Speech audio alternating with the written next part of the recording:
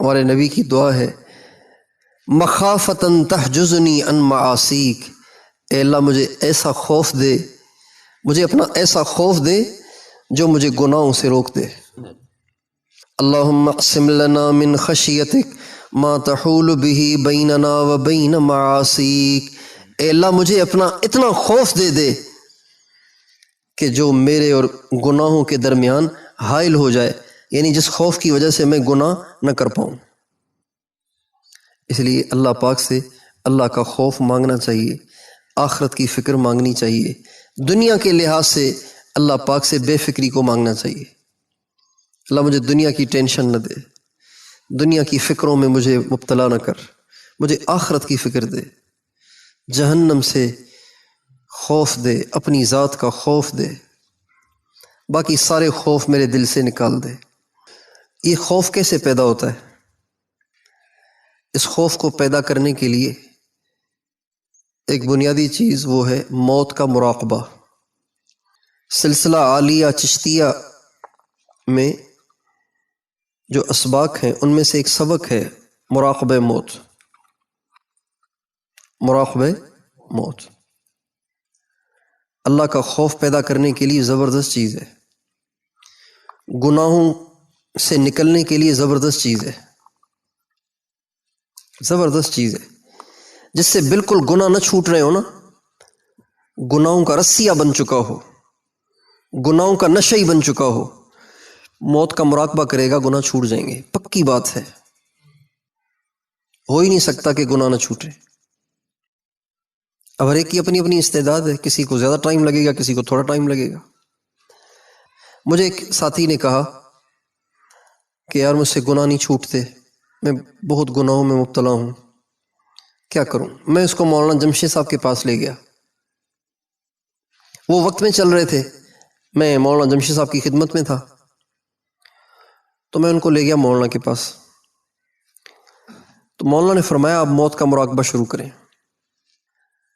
اس کو موت کا مراقبہ بتایا، پھر وہ تشکیل میں چلے گئے، تشکیل سے واپس آئے، میں نے پوچھا ہاں بھائی مولانا نے جو نسخہ بتایا اس کا کیا فائدہ ہوا، کچھ ہوا کہ نہیں ہوا؟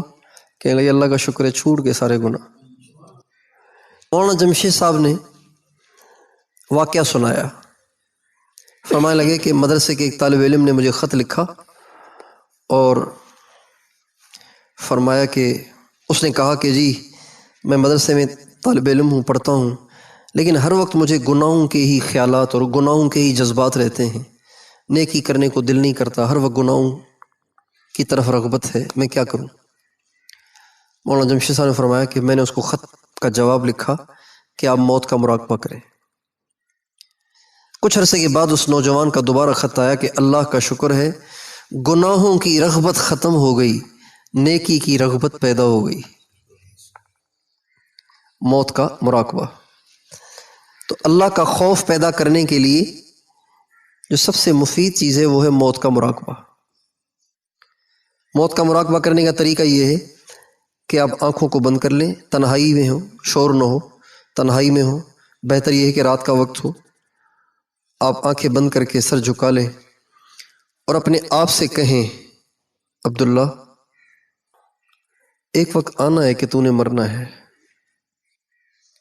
یہ کہہ کر ایک تصور بنائیں کہ میں اپنے گھر میں لیٹا ہوا ہوں اور بہت بیمار ہو گیا ہوں، اور اب تو ڈاکٹروں نے بھی جواب دے دیے ہیں، میرے رشتہ دار آس پاس سے اکٹھے ہو گئے ہیں اور وہ سب میرے لیے دعائیں کر رہے ہیں، اور میں ان کے بیچ میں لیٹا ہوا ہوں، بے بسی کے ساتھ دیکھ رہا ہوں کہ ان میں سے کوئی بھی نہیں بچا سکتا مجھے اب،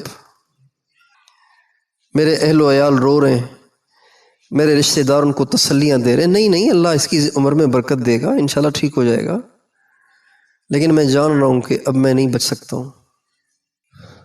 اچانک میرے پیارے اور میرے رشتہ دار میرے آس پاس کھڑے ہوئے تھے، میں لیٹا ہوا تھا، اچانک میرے پاؤں ٹھنڈے ہونا شروع ہو گئے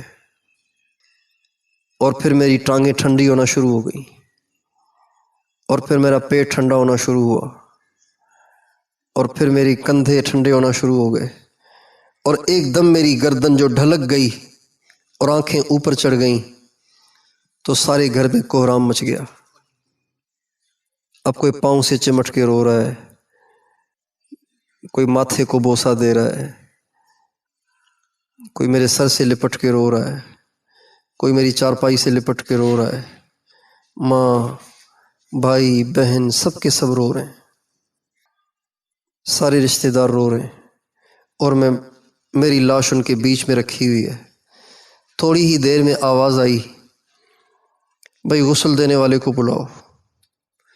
اب غسل دینے والے کو بلایا جا رہا ہے۔ مجھے گھر کے کمرے سے اٹھا کے صحن میں لایا گیا اور میرے کپڑے پھاڑ کے اتار دیے گئے اور میرے اوپر ایک سفید کپڑا ڈال دیا گیا اور بالٹی بھر کر پاس رکھی گئی۔ غسل دینے والے اب مجھے غسل دے رہے ہیں۔ میں کروٹ بھی نہیں بدل سک رہا، وہ میری کروٹ بدلتے ہیں اور مجھے صابن لگا رہے ہیں، مجھے غسل دے رہے ہیں۔ اب میرا غسل ہو چکا ہے۔ اب میرے ماتھے پہ، ہاتھوں پہ، گھٹنوں پہ، پاؤں پہ خوشبو ملی جا رہی ہے۔ اب مجھے کفن پہنایا جا رہا ہے اور اب مجھے کفن پہنا کے تختے سے اٹھا کے مجھے چارپائی پہ لٹایا جا رہا ہے اور اس چارپائی پر لٹا کے میرے چہرے کو کھول دیا گیا ہے۔ غسل دینے والا چلا گیا ہے۔ میرے رشتہ دار جو گھر کے اندر بیٹھے رو رہے تھے، اس صحن سے باہر نکل کے آ کے مجھ سے لپٹ رہے ہیں۔ میری بیٹیاں، میرے بیٹے، میری ماں، میرے بھائی، میری بہنیں، میری بیوی ایک طرف کونے میں دیوار پہ سر رکھ کے رو رہی ہے، اور اس لیے کہ وہ بیوہ ہو گئی ہے۔ اور تھوڑی دیر میں مردوں کی طرف سے اعلان ہوا، اندر ہو جاؤ، جنازہ لے کر جانا ہے۔ جب جنازہ اٹھایا جانے لگا تو گھر میں چیخ و پکار مچ گئی۔ میری چارپائی کو لے کر باہر نکلے اور اب قبرستان لے کر جا رہے ہیں اور وہاں جنازہ پڑا ہے۔ میری چارپائی کو قبر کے کنارے پہ رکھا ہے۔ میرے رشتہ داروں میں سے ایک دو قبر میں اتر گئے، ایک نے سر کو پکڑا، ایک نے پاؤں کو پکڑا، ایک نے کمر میں ہاتھ ڈالا اور مجھے قبر میں اتار رہے ہیں اور میرا چہرہ قبلے کی طرف کر رہے ہیں، اور پھر میرا چہرہ بھی، میرے چہرے سے کفن کو بھی ہٹا دیا، اور پھر وہ رشتہ دار قبر سے باہر آ گئے اور مجھے اکیلا چھوڑ گئے، اور اب اس کے اوپر اینٹیں رکھی جا رہی ہیں اور اب اس کے اوپر مٹی ڈالی جا رہی ہے، اور لمحوں میں ہی میں اپنے پیاروں کی نظروں سے ہمیشہ کے لیے اوجھل ہو گیا، ہمیشہ کے لیے اوجھل ہو گیا۔ مٹی ڈالنے والے ڈال رہے، میرے پیارے، میرے بچے مٹی ڈالتے ہوئے رو رہے، اور ابھی وہ مٹی ڈال ہی رہے تھے کہ میرے پاس دو ایسے فرشتے آ گئے جن کے بال پاؤں تک لمبے ہیں اور ان کے دانت بیل کے سینگوں کی طرح موٹے اور باہر نکلے ہوئے اور مڑے ہوئے ہیں۔ ان کے منہ سے بجائے سانس کے آگ کے شعلے نکل رہے ہیں۔ ان کی آواز بادلوں کی گرج کی طرح سے ہے۔ وہ مجھے کہتے ہیں اٹھ کے بیٹھ جا، روب دار آواز سے مجھے کہتے ہیں اجلس، اٹھ کے بیٹھ جا۔ چنانچہ میں اٹھ کے بیٹھ جاتا ہوں اور میرا کفن میرے سر سے سرک کر ناف تک آ جاتا ہے، اور وہ مجھ سے پوچھتے من ربک، بتاؤ تیرا پالنے والا کون ہے؟ اب مجھے جواب وہ دینا ہے جو میرے دل میں ہے، زبان والا یہاں چلے گا نہیں۔ ما دینک، تیرا دین کیا ہے؟ اگر میں سوال کا جواب دے رہا ہوں تو وہ میری قبر کو اپنے ہاتھوں سے وسیع کر رہے ہیں، جواب نہیں دے رہا ہوں تو وہ مجھے ایک ایسا گرز مارتے ہیں کہ جس کی چنگاریاں قبر میں پھیل جاتی ہیں۔ پھر دوسرا سوال کرتے ہیں، پھر پیارے نبی صلی اللہ علیہ وسلم کی شبیہ دکھاتے ہیں، ماذا تقول فی ھذا الرجل، اس شخص کے بارے میں کیا کہتے ہو؟ تو اگر میں نے اپنے نبی کی زندگی گزاری ہے تو میں اس وقت پہچان کے کہوں گا یہ تو میرے آقا ہیں، اور اگر میں نے نبی کی سنت سے روگردانی کی ہوگی تو میں کہوں گا میں نہیں جانتا یہ کون ہے۔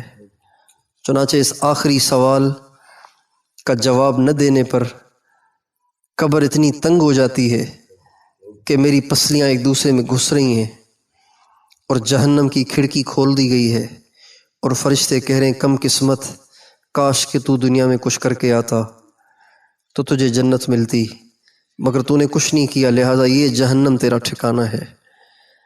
اس طرح وہ میری قبر کو جہنم کی بھٹی بنا کے باہر چلے جاتے ہیں۔ میں چیخ رہا ہوں، چلا رہا ہوں، اور یہ سب کچھ چند ہی فٹ کے فاصلے پہ اندر ہو رہا ہے۔ میرے رشتہ دار باہر کھڑے ہوئے، ان کو پتہ ہی نہیں مجھ پہ کیا بیت رہی ہے۔ اس کو کہتے ہیں موت کا مراقبہ۔ یہ ہمارے سلسلہ عالیہ چشتیہ کا اہم سبق ہے۔ اللہ کا خوف، جہنم کا خوف، آخرت کی فکر پیدا کرنے کے لیے مفید ترین چیز ہے یہ موت کا مراقبہ۔